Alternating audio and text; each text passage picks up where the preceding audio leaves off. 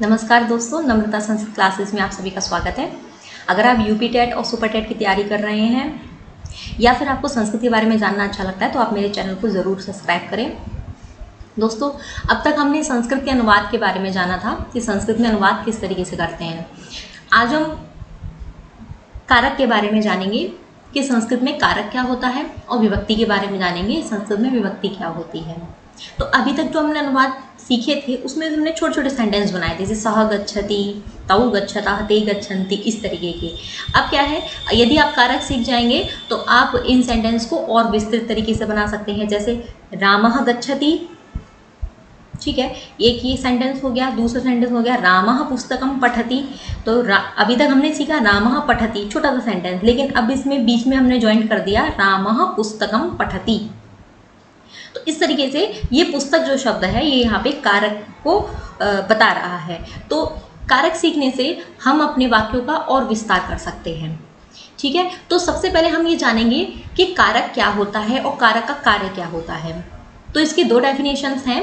जैसे पहली डेफिनेशन है, पहली परिभाषा है इसकी, क्रियाम करोतीति कारकम, अर्थात जो क्रिया का निष्पादन करे अथवा जो क्रिया का निमित्त बने उसे कारक कहते हैं। अर्थात जो क्रिया को निष्पादन करे, क्रिया को बनाए या क्रिया का निमित्त बने उसे हम कारक कहते हैं। क्रिया को करने वाला ही कारक होता है, पहली डेफिनेशन के हिसाब से। दूसरी डेफिनेशन कहती है क्रियान्वयी कारकम, अर्थात जो क्रिया के साथ अन्वय का मतलब होता है संबंध, अर्थात जो क्रिया के साथ अन्वय संबंध प्राप्त कराए वह कारक है। जो क्रिया के साथ संबंध को बताए वो कारक हो गया। ठीक है, जैसे कि अब एग्जाम्पल के माध्यम से हम इसको समझेंगे कि रामः गच्छति, ये एक सेंटेंस है। ठीक है, इसका अर्थ हो गया राम जाता है। अब यहाँ पे कारक क्या हुआ, तो पहली डेफिनेशन ने क्या बताया हमें कि क्रियाम करोति, जो क्रिया को बनाए, क्रिया का निष्पादन करे, क्रिया का निमित्त बने वो कारक होता है। तो यदि गच्छति का हम प्रयोग यूं ही करेंगे तो गच्छति का मतलब हो गया जाता है। ठीक है, अब यहाँ पे कोई प्रश्न करेगा कौन जाता है, यानी क्रिया का निमित्त कौन है, क्रिया को करने वाला कौन है, क्रिया में निमित्त कौन है, क्रिया के होने में कारण क्या है। निमित्त का मतलब आप कारण भी समझ सकते हैं। तो जाता है जो क्रिया है वहां पे राम जाता है, तो राम क्या हो गया, कारक हो गया पहली डेफिनेशन के हिसाब से। ये रामः गच्छति, अच्छा गच्छति अर्थात जाता है, कौन जाता है, राम जाता है। तो ये राम जो है वो क्रिया में निमित्त हो गया। दूसरा आपकी जो परिभाषा है वो है क्रियान्वयी कारकम, अर्थात जो क्रिया के साथ अन्वय, क्रिया के साथ जो संबंध को बताए। अब वही बात आ जाएगी, रामः गच्छति, राम जाता है, तो गच्छति अर्थात कौन जाता है, तो राम जाता है। तो राम जो शब्द है ये क्रिया के साथ संबंध को बता रहा है, यानी राम का संबंध जो है वो क्रिया के साथ है। तो जिसका संबंध क्रिया के साथ हो वो कारक होता है, या जो क्रिया में निमित्त बने वो कारक होता है। तो यहाँ पे राम का सीधा संबंध गच्छति से है, तो राम यहाँ पे कारक हो गया। ठीक है, ये तो हमने कारक के बारे में जाना। अब हम ये जानते हैं कि संस्कृत में कारक कितने होते हैं। ठीक है, तो संस्कृत में 6 कारक होते हैं। आप सभी ने हिंदी भाषा जरूर पढ़ी होगी, तो हिंदी भाषा में कितने कारक बताए गए हैं, हिंदी भाषा में 8 कारक बताए गए हैं। लेकिन संस्कृत में आप ये चीज़ याद रख लीजिए कि संस्कृत में कारक होते हैं 6। एक श्लोक में भी बताया गया है, कर्ता कर्म च करणं च संप्रदानम तथैव च अपादानादिकरणे च इत्याहुः कारकाणि षट्। इस तरीके से कारक जो होते हैं वो 6 ही होते हैं। कौन कौन से होते हैं, देखिए पहला बताया कर्ता, दूसरा कर्म, करण, 4th नंबर पे संप्रदान, फिर अपादान, फिर अधिकरण। तो इस तरीके से ये 6 ही कारक संस्कृत भाषा में होते हैं। ये बात आपको ध्यान रखनी, कभी भी प्रश्न आ सकता है कि संस्कृत में कारक कितने होते हैं, और 6 होते हैं।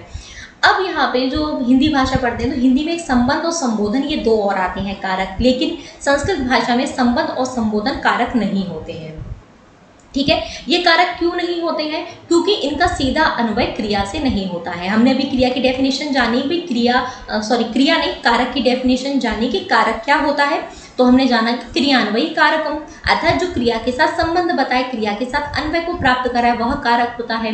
लेकिन ये संबोधन और संबोधन, ये 2 जो होते हैं ये संस्कृत में कारक नहीं होते हैं, क्योंकि इनका सीधा संबंध या इनका सीधा अन्वय क्रिया से नहीं होता है।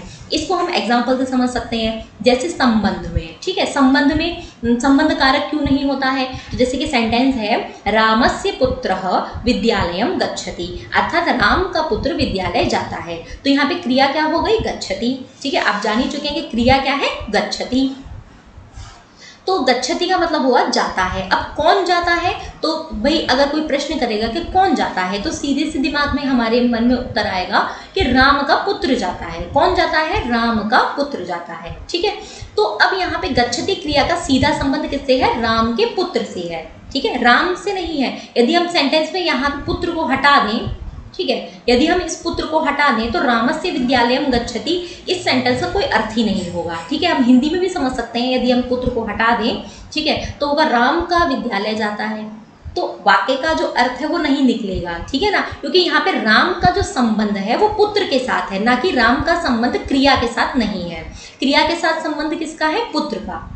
यदि किसी ने कहा कि कौन जाता है विद्यालय, तो हम बताएंगे राम का पुत्र जाता है, अर्थात पुत्र का संबंध गच्छति के साथ है। ठीक है, तो यहाँ पे राम का संबंध जो है वो पुत्र के साथ है, राम का संबंध गच्छति के साथ नहीं है। इससे हमें पता चला कि राम जो यहाँ पे संबंध है, ठीक है, राम जो यहाँ पे संबंध है, इसका डायरेक्ट जो अन्वय हो रहा है या राम शब्द का जो संबंध है वो गच्छति के साथ जो हो रहा है वो गच्छति के साथ नहीं हो रहा है। ठीक है, राम का संबंध रामस्य इस पद का संबंध गच्छति के साथ नहीं हो रहा है, बल्कि रामस्य पुत्र का संबंध गच्छति के साथ हो रहा है। इस तरीके से ये जो संबंध जो है वो कारक नहीं होता है, क्योंकि संबंध जो है उसका जो डायरेक्ट कनेक्शन होता है, यानी जो सीधा संबंध होता है वो गच्छति के साथ नहीं होता है। पहली बात तो ये होगी संबंध के बारे में। ठीक है, अब हम समझते हैं कि संबोधन कारक क्यों नहीं होता है। तो संबोधन भी इसीलिए कारक नहीं होता है क्योंकि इसका भी संबंध क्रिया के साथ नहीं होता है। अब आप देखेंगे, जैसे किसी ने कहा कि हे कृष्ण तुम अत्र आगच्छ, हे कृष्ण तुम यहाँ पर आओ। ठीक है, तो यहाँ पे ये जो क्रिया है आगच्छ, आगच्छ का मतलब है आओ, ये लोट लकार में है, लोट लकार हम पढ़ चुके हैं। तो आगच्छ का मतलब होता है आओ, बुलाया जा रहा है। तो किसको बुलाया जा रहा है, कृष्ण को। लेकिन यहाँ पे कृष्ण, ये जो यहाँ पे कृष्ण शब्द का प्रयोग है, इन्होंने कहा हे कृष्ण, यानी पहले संबोधन किया, पहले पुकारा, उसके बाद बोला कि तुम यहाँ आओ। तो यहाँ पे तुम जो शब्द है इसका संबंध आगच्छ क्रिया के साथ हो रहा है, हे कृष्ण का संबंध आगच्छ के साथ नहीं हो रहा है। इसलिए संबोधन का कभी भी संबंध क्रिया से नहीं होता है, इसलिए संबोधन भी कारक नहीं होता है। यहाँ पे क्रिया का संबंध किससे है, तुम शब्द से है। और ऊपर वाला सेंटेंस था उसमें गच्छति का संबंध पुत्र से था, राम से नहीं था। यहाँ पे जो आगच्छ क्रिया है इसका सीधा संबंध तुम से है, हे कृष्ण संबोधन से नहीं है। इस तरीके से आप समझ ही गए होंगे कि संबंध और संबोधन कारक क्यों नहीं होते हैं। इसलिए नहीं होते क्योंकि इनका अन्वय क्रिया के साथ नहीं होता है। ये बात भी जाननी जरूरी थी। अब हम जानते हैं कि संस्कृत में विभक्तियां कितनी होती हैं। तो संस्कृत में देखिए 7 विभक्तियां होती हैं। कौन कौन सी होती हैं, प्रथमा, द्वितीया, तृतीया, चतुर्थी, पंचमी, षष्ठी और सप्तमी।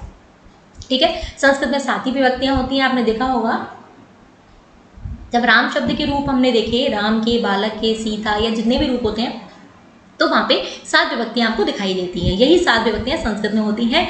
अंतिम में एक संबोधन करके होता है, तो संबोधन जो होता है उसमें प्रथमा विभक्ति होती है। ये बात हम आगे जानेंगे।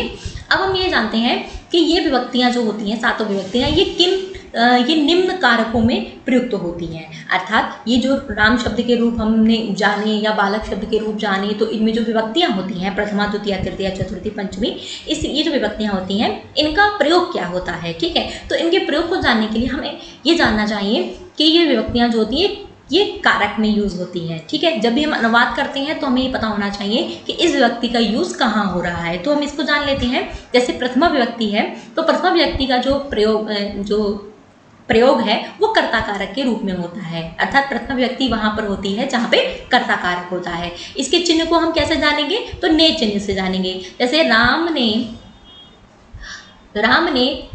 लेख पढ़ा। ठीक है, तो यहाँ पे ने चिन्ह से हम जान जाएंगे कि यहाँ पे ने चिन्ह है, इसका मतलब यहाँ पे कर्ता कारक है, और वहाँ पे हम प्रथमा विभक्ति करेंगे, रामः लेखम अलिखत, इस तरीके का प्रयोग करेंगे। ठीक है, अब द्वितीय विभक्ति में जान लेते हैं। तो द्वितीय विभक्ति कहाँ पे प्रयुक्त होती है, जहाँ कर्म कारक होता है वहाँ पे द्वितीय विभक्ति प्रयुक्त होती है, उसका चिन्ह होता है को।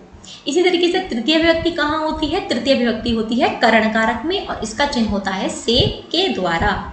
ठीक है, चतुर्थी विभक्ति कहाँ होती है, चतुर्थी विभक्ति होती है संप्रदान कारक में, इसका चिन्ह होता है को, के लिए। नेक्स्ट आता है पंचमी विभक्ति। तो पंचमी विभक्ति अपादान कारक में होती है। अपादान कारक का चिन्ह होता है से और अलग होना। षष्ठी विभक्ति संबंध कारक को बताती, सॉरी षष्ठी विभक्ति संबंध को बताती है, ठीक है ना। संबंध कारक नहीं होता है, इसलिए इसे कारक नहीं बोलेंगे। षष्ठी विभक्ति जो होती है वो संबंध को बताती है। इसके चिन्ह होते हैं का, की, के, रा, री, रे। जैसे राम का, राम की, राम के, अर्थात या फिर मेरा, मेरी, मेरे। तो इस तरीके के शब्द जहाँ पे होंगे वो संबंध को बताएंगे और संबंध में षष्ठी विभक्ति होती है। आगे हम देखेंगे सप्तमी विभक्ति, ये अंतिम है। ये कहाँ पर होती है? ये अधिकरण में प्रयुक्त होती है और अधिकरण का चिन्ह होता है में, पर। तो ये इस तरीके के कुछ चिन्ह हैं। ये चिन्ह आपको जहाँ भी दिखाई दें वहाँ पे आपको यही समझ लेना है कि यहाँ पे ये विभक्ति होगी। तो इस तरीके से आप एक चीज़ और ध्यान रखिए, अगर आप इतने को भी याद रखें कि प्रथमा जो होती है वो कर्ता कारक में प्रथमा व्यक्ति होती है, कर्म में द्वितीया होती है, करण में तृतीया होती है, संप्रदान में चतुर्थी होती है, अपादान में पंचमी होती है और संबंध में षष्ठी होती है, अधिकरण में सप्तमी होती है। इतने को भी जान लेंगे तो भी आप कारक के बारे में काफ़ी जान लेंगे। दोस्तों आज के चैप्टर में इतना ही रखेंगे हम कि आज के चैप्टर में हमने ये जाना कि कारक और विभक्ति ये क्या होता है। तो इसका हमने पहला जो कारक के विषय में हमने जान लिया है। अब हम एक एक करके सारे कारकों के बारे में जानेंगे कि कर्ता कारक क्या होता है, कर्म कारक क्या होता है। इसके बारे में हम आगे की वीडियोस में जानेंगे। तो दोस्तों अगर आपको अच्छा लगा हो वीडियो तो आप इसे लाइक करें। हाँ, और इसकी PDF डिस्क्रिप्शन में दी गई है, वहाँ से आप ले सकते हैं। तो अभी के लिए इतना ही। देखने के लिए बहुत बहुत धन्यवाद।